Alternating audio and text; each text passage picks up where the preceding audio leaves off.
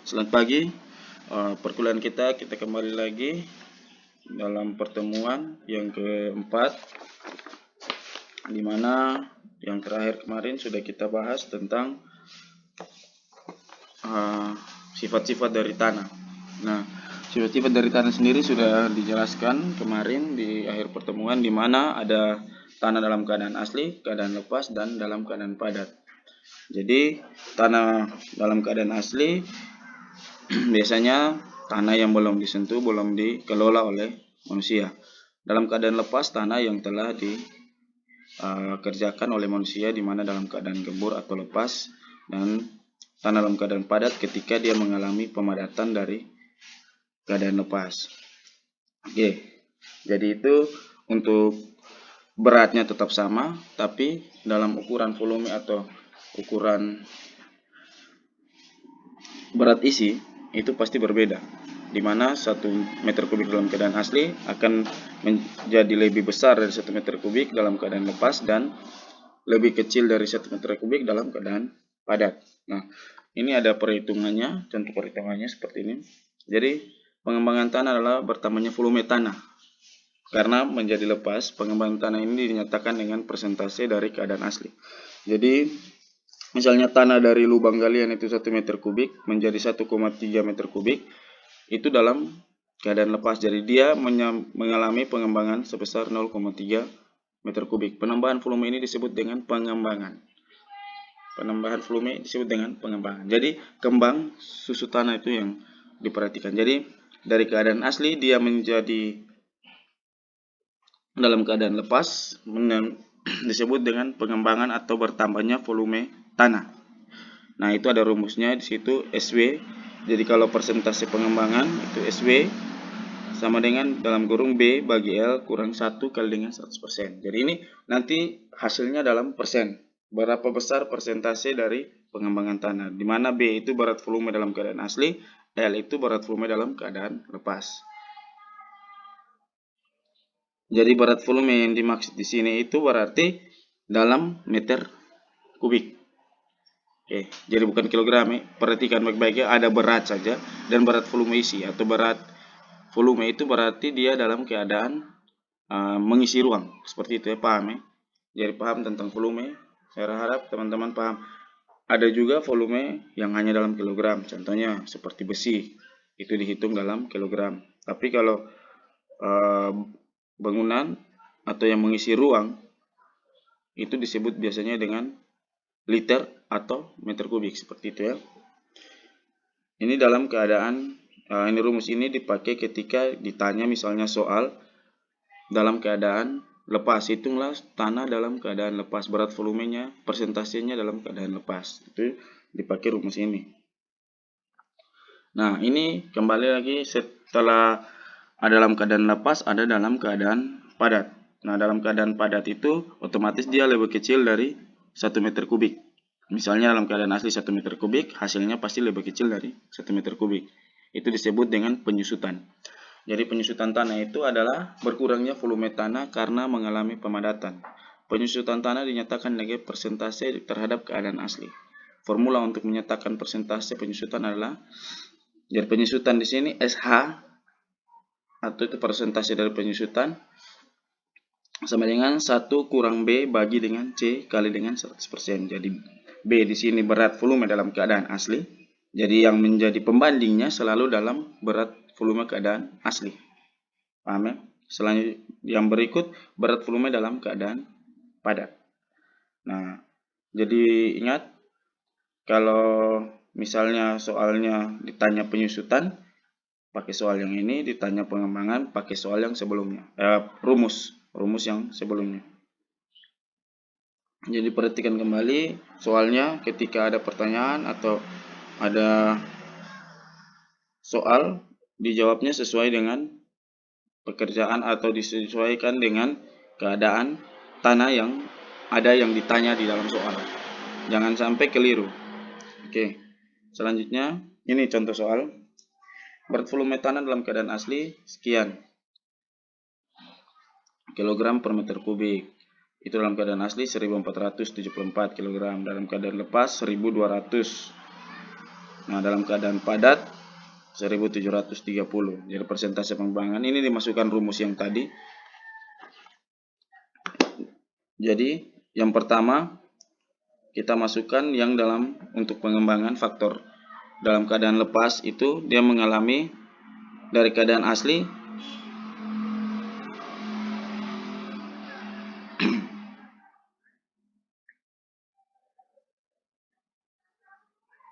dalam keadaan asli ini dalam keadaan lepas kilogram per meter kubik, dan ini faktor penyusutan faktor pengembangannya menjadi 21%. Oke, selanjutnya dalam penyusutan itu 1400 dibagi dengan 1730 kali dengan 15% kali dengan 100% menjadi 15%. Nah, di sini nanti timbul pertanyaan, kenapa dalam keadaan lepas dia punya berat volume tanah lebih kecil dari dalam keadaan padat. Nah, begini penjelasannya. Jadi berat isi di sini kan meter kubik. Nah, berat lepas, kalau untuk berat sendiri itu sebenarnya mereka sama. Berat kilogram itu mereka sama. Hanya cuma dalam mengisi ruang, semakin keadaan lepas itu akan semakin banyak atau semakin tidak rapatnya partikel-partikel antara tanah. Nah, dalam keadaan padat itu lebih rapat partikel-partikelnya, jadi keadaan tanah walaupun dia lebih kelihatan sedikit tapi dia lebih berat dibanding dengan keadaan lepas walaupun dia lebih banyak, sehingga berat jenisnya itu menjadi lebih besar dalam keadaan padat. Oke, paham?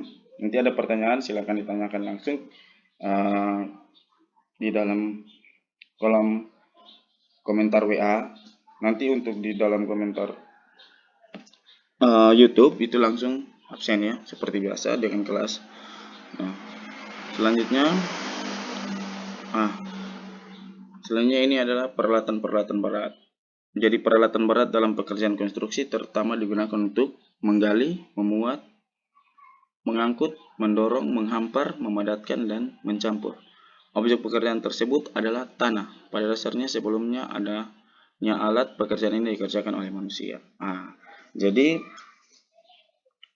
yang dimaksud dengan tanah sini sudah dijelaskan sejak awal bahwa adalah bagian kerak bumi yang terluar yang dikelola oleh manusia. Itu adalah bagian yang disebut dengan bagian pemindahan tanah mekanis atau tanah yang di dalam pemindahan tanah mekanis itu. Jadi sebelum adanya alat-alat ini sebenarnya manusia tetap melakukan pekerjaan konstruksi, namun dengan tenaga manusia itu sendiri. Jadi biasanya pemadatan atau yang lain-lainnya itu dilakukan secara manual, menggali, dan itu yang pertama dia sebenarnya dalam keadaan yang baik, hanya cuma kalau kita menggunakan tenaga manusia otomatis waktu yang dibutuhkan juga menjadi lebih lama.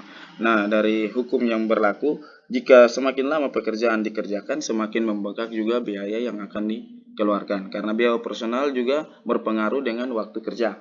Jika waktu kerja itu bertambah lebih banyak, otomatis dia juga akan menaikkan nilai produksi atau menaikkan yang namanya biaya produksi. Oke, peralatan berat yang sering dibahas adalah produksi alat, biaya alat, dan biaya produksi alat. Jadi produksi alat itu apa? Produksi alat itu adalah hasil yang dikeluarkan oleh alat. Biaya alat adalah itu biaya atau biaya pengadaan alat, biasanya mobilisasi dan lain-lain pengadaan alat di lapangan. Biaya produksi alat itu saat alat bekerja kita membutuhkan yang namanya BBM, oli, dan lain-lain suku cadang untuk pergantian, itu yang disebut dengan biaya produksi alat. Pada bagian lain, ketiga hal tersebut aplikasikan kepada masing-masing alat untuk tiap jenis pekerjaan, misalnya menggali, memuat, mengangkut, mendorong, menghampar, dan memadatkan. Jadi pekerjaan-pekerjaan yang biasa kita laksanakan dalam kegiatan konstruksi dengan alat itu biasanya pekerjaan galian, pekerjaan memuat, mengangkut, mendorong, menghampar, dan memadatkan. Itu biasanya kita gunakan alat berat. Untuk pekerjaan-pekerjaan ini biasanya di dalam konstruksi. Nah, ini sebelum kita mencari yang namanya kegiatan-kegiatan alat atau produksi alat dari jumlah yang ada, itu kita harus mengetahui item-item yang ada di dalamnya. Seperti yang pertama itu yang disebut dengan waktu siklus. Jadi waktu siklus itu apa? Waktu siklus itu adalah di mana alat bekerja dari satu titik ke titik yang lain dan kembali ke titik yang sama. Itu disebut dengan satu siklus. Jadi misalnya ada dump truck, dia dari titik tempat pengambilan ke tempat pembuangan, itu disebut setengah siklus. Dan dia kembali lagi ke titik pengambilan, itu disebut dengan satu siklus. Jadi waktu siklus itu adalah di mana dia dari tempat mengambil ke tempat pembuangan dan kembali lagi ke tempat pengambilan. Di situ disebut dengan satu siklus. Nah, waktu ini biasanya misalnya untuk pekerjaan-pekerjaan alat, itu ada contoh seperti alat muat atau loader. Ketika dia dari posisi tidak bergerak dan dia mengambil material dan memuati sampai kembali ke posisi tidak bergerak, itu disebut dengan satu siklus.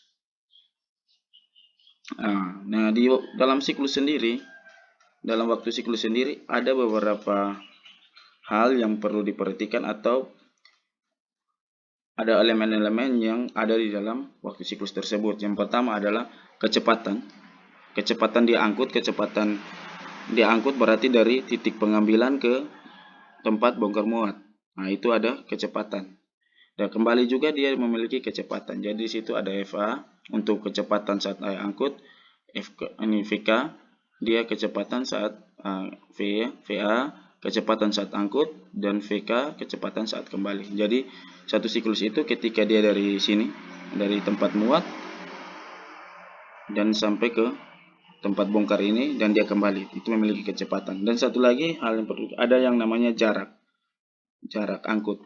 Jarak angkut itu berarti jarak yang ini, jarak dari tempat muat ke tempat bongkar ini.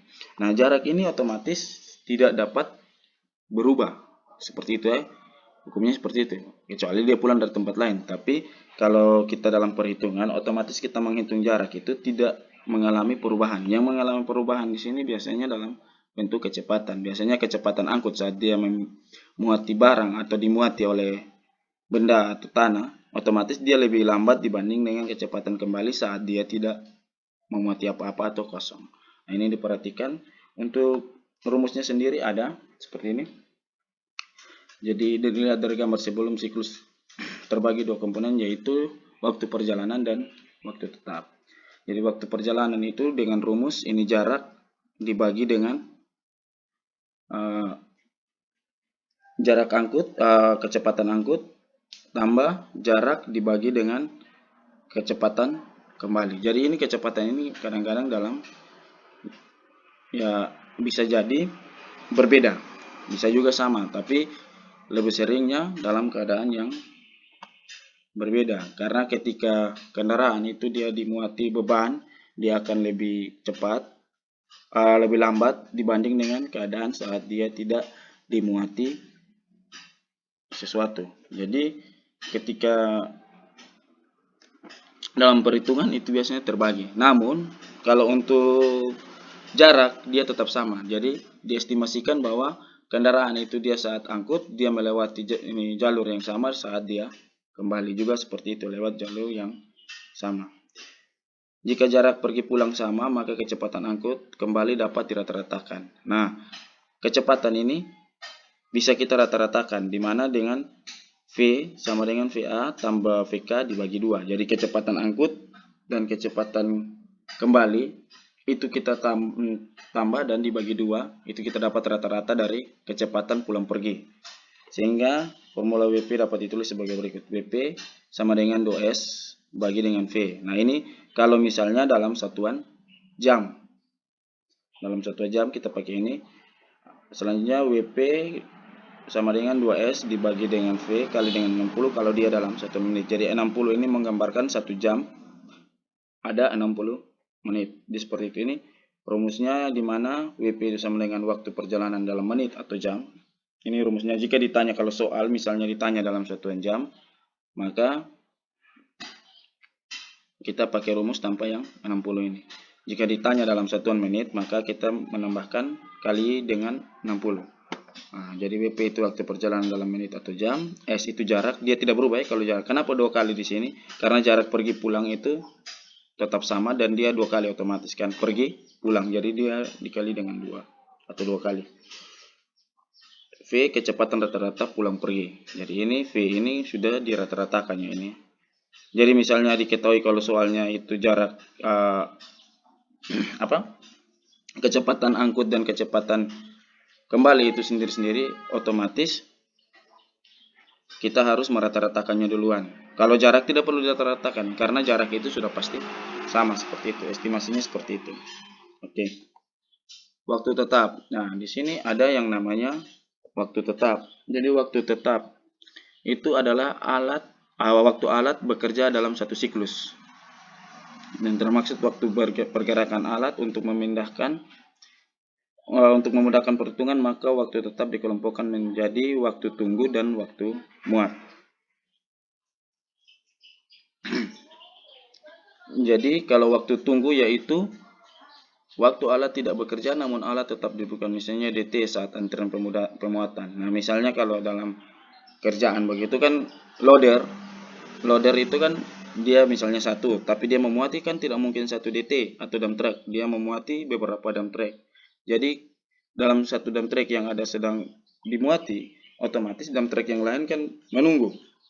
Nah, ini yang disebut dengan waktu tunggu.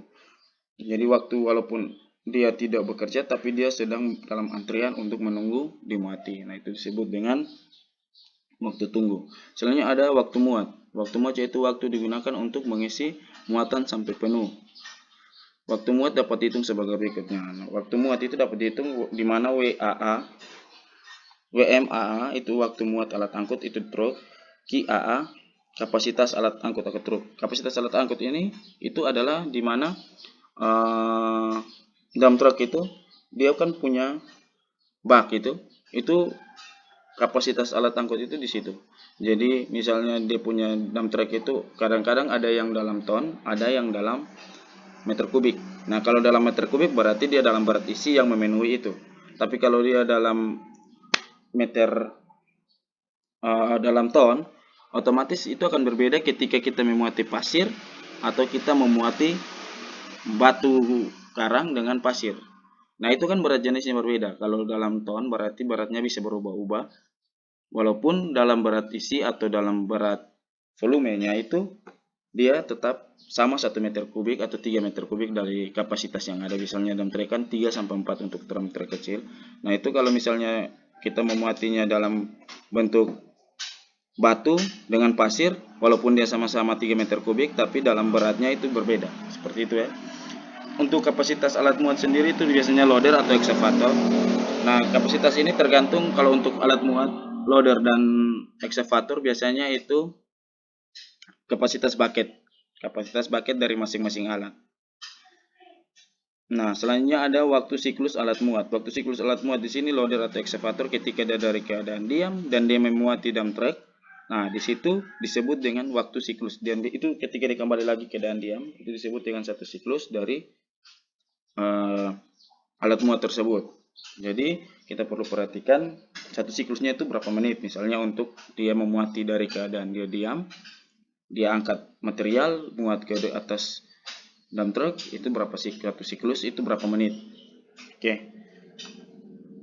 Selanjutnya ada yang namanya waktu bongkar. Waktu bongkar yaitu waktu yang dibutuhkan alat untuk membongkar muatan. Jadi biasanya itu di waktu bongkar itu biasanya dalam dump truck ketika dia menurunkan materialnya itu dia membutuhkan waktu berapa menit. Nah, di situ yang disebut dengan waktu bongkar. Selanjutnya waktu lain-lain. Waktu lain-lain yaitu waktu yang tidak termasuk dalam ketiga waktu sebelum, misalnya waktu manuver atau waktu lain yang untuk keperluan operator, misalnya telepon lah atau dia buang air kecil yang lain-lain. Itu disebut dengan waktu lain-lain. Biasanya waktu lain-lain ini estimasi sendiri dari pihak pelaksana atau yang bertanggung jawab di proyek. Nah, jadi rumusnya waktu tetap itu sama dengan waktu tunggu ditambah waktu muat ditambah waktu bongkar tambah dengan waktu lain-lain. Dengan demikian waktu siklus adalah waktu perjalanan ditambah dengan waktu tetap. Jadi waktu perjalanan itu yang dapat dihitung dengan rumus yang tadi, 2S dikali dengan 2S yang ini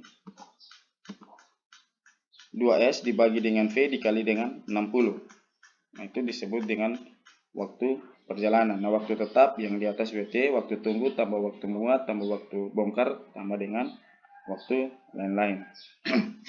Nah, untuk perkuliahan minggu ini mungkin sampai di sini.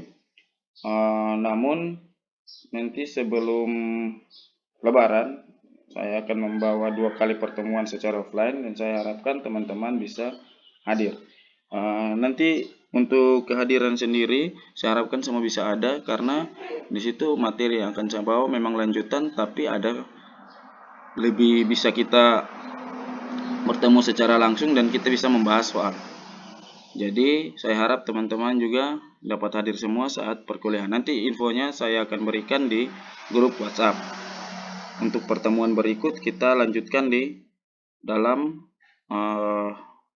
perkuliahan secara offline. Dan saya akan memberikan jadwal. Oke, untuk perkuliahan kita sampai di sini. Untuk absen sendiri, teman-teman bisa absen langsung di Facebook, di YouTube lewat kolom komentar di mana harus menyampaikan nama, kelas, dan juga NIM. Oke, sampai di sini pertemuan kita. Selamat pagi.